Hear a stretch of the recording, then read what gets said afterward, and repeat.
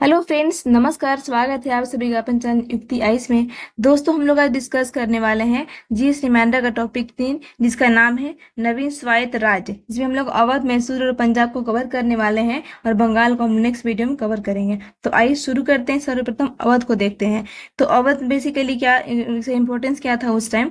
तो ये अंग्रेज और मराठा के बीच में बफर स्टेट की भांति काम करता था। और इसके संस्थापक देखा जाए अगर, तो बुरहान उल मुल्क इसकी स्थापना करते हैं, स्वतंत्र राज्य के रूप में घोषित करते हैं 1722 ईस्वी में। उसके बाद जब नादिर शाह भारत में आक्रमण कर रहा था, उस समय मुगल बादशाह मोहम्मद शाह के टाइम में वो आक्रमण करता है, ये हम लोग पहले पढ़ चुके हैं। जो सादत खान उसकी मदद करता है, और जब उसकी आकांक्षाओं को वो पूरा नहीं कर पाता है, तो वो क्या करता है कि सादत खान को आत्महत्या करनी पड़ती है उसके दबाव में आकर। ठीक है। उसके बाद फुजाउद्दौला, ये वाराण हेस्टिंग के साथ में बनारस संधि करता है, तो क्वेश्चन यहाँ से पूछता। उसके बाद आसफुद्दौला आता है, जो 1765 ईस्वी में फैजाबाद की जगह लखनऊ को अपनी राजधानी बनाता है और लखनऊ में बड़ा इमाम बाड़ा का निर्माण करवाता है। तो ये क्वेश्चन इंपॉर्टेंट है कि बड़ा इमाम बाड़ा कौन बनवाया? तो आसफुद्दौला, जो कि अवध का नवाब हुआ करता था। अब इसकी आखिरी नवाब की बात करें, उनका नाम था वाजिद अली शाह, जो कि अवध का अंतिम नवाब थे। और इस पे कुशासन का आरोप लगाकर इसको शासन से बेदखल कर दिया जाता है। 1856 ईस्वी में ब्रिटिश शासन में अवध को मिला लिया जाता है और इसके लिए आउटरम की रिपोर्ट आती है। उस रिपोर्ट के अनुसार इसके आरोप को सही सिद्ध करता है। ठीक है। और 1857 की जब क्रांति होती है, उसमें एक कारण ये भी रहा था कि इसको अवध को अंग्रेजों ने अपने शासन में इसको मिला लिया था। ठीक है। अब देखते हैं मैसूर। तो मैसूर का प्रथम शासक कौन था? तो हैदर अली था, जो 1761 में शासक बनता है। हैदर अली बहुत ही प्रमुख शासक रहा, और ये अनपढ़ तो था लेकिन बहुत ही योग्य शासक था। इसका जन्म 1722 कोलार कर्नाटका में हुआ था। और 1755 में क्या होता है कि डिंडीगुल, जो कि कर्नाटका में एक जगह है, तो उसका फौजदार बनता है। और प्रथम आंग्ल मैसूर, जो कि अंग्रेजों के साथ होता है, उसमें इसकी जीत हो जाती है। वहाँ के स्थानीय राजाओं के साथ मिलकर अंग्रेजों से लड़ता है और ये युद्ध को जीत जाता है। लेकिन दूसरा युद्ध जब होता है, उस टाइम पोर्टो नोवा का युद्ध उसी के दौरान हो रहा होता है, जिसमें इसकी लड़ते हुए इसकी मृत्यु हो जाती है 1782 ईस्वी में। उसके बाद इसका पुत्र आता है, इसका नाम है टीपू सुल्तान। ये बहुत ही महत्वपूर्ण योग्य शासक, पढ़ा लिखा शासक था, जिसे अरबी, फारसी, उर्दू, कन्नड़ सभी भाषाओं का ज्ञान था इसको।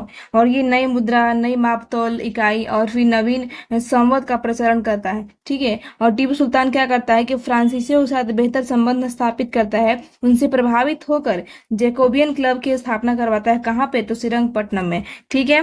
उसके बाद फिर उसका सदस्य बनता है, स्वयं को नागरिक टीपू करता है, मतलब बोलता है कि हम भी एक आम नागरिक की तरह ही हैं, ताकि लोगों से कनेक्शन बढ़ा सके। ठीक है। अब इसके बाद फिर ये स्वतंत्रता का पौधा लगाता है, यानी कि ये क्या था? एक संकेत, सिंबल था। ये एक सिंबल था फ्रांसीसी और मैसूर के मैत्री का एक संकेत था, जिसका नाम था स्वतंत्रता का वृक्ष। ठीक है। उसके बाद 1796 ईस्वी में नौसेना बोर्ड की स्थापना करता है और तृतीय आंग्ल मैसूर युद्ध में टीपू सुल्तान पराजित हो जाता है। बहुत सारे इसको धन और माल की हानि होती है, और इसके दो पुत्र को अंग्रेजों द्वारा कैद कर लिया जाता है। बोलता है कि 1 करोड़ रुपए जब तक आप नहीं देंगे, तब तक आपके पुत्र हमारे पास मतलब कैदी के तौर पे बंदी रहेंगे। ठीक है। तो इसको भारी नुकसान होता है टीपू सुल्तान को।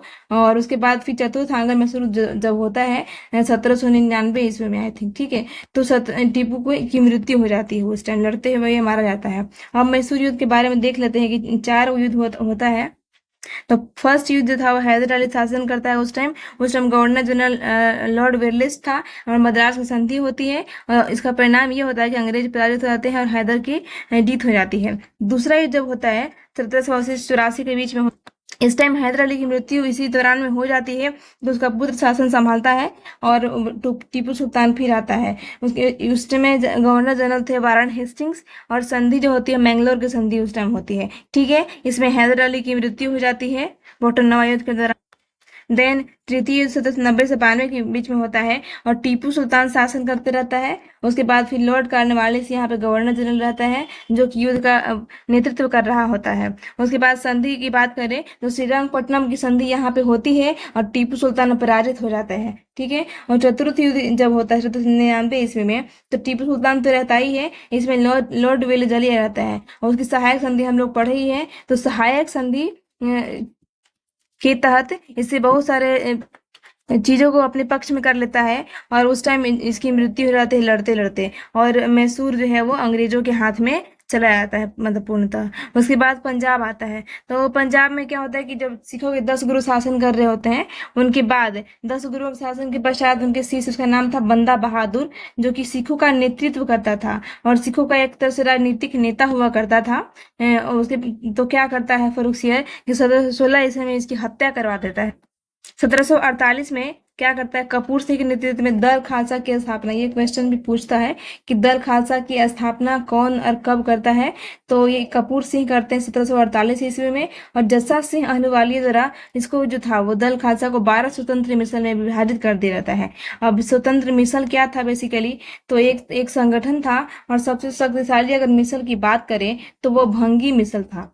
लेकिन जो महाराजा रंजीत सिंह थे वो शुक्र मिसल से संबंध रखते थे, और इसी मिसल को आधुनिक पंजाब के निर्माता की संज्ञा दी जाती है। महाराजा रंजीत सिंह जो है वो शुक्र मिसल से संबंधित है। इनका जन्म 13 नवंबर 1780 ईस्वी में हुआ था, और इनके पिता महासिंह थे। यहाँ की राजधानी जो थी वो उस टाइम लाहौर थी, और आध्यात्मिक एवं सांस्कृतिक राजधानी की बात करें तो वो अमृतसर थी। ठीक है। अफगान शासक, उसका नाम था शाह शुजा। उसने महाराजा रंजीत सिंह को एक कोहिनूर हीरा गिफ्ट किया था।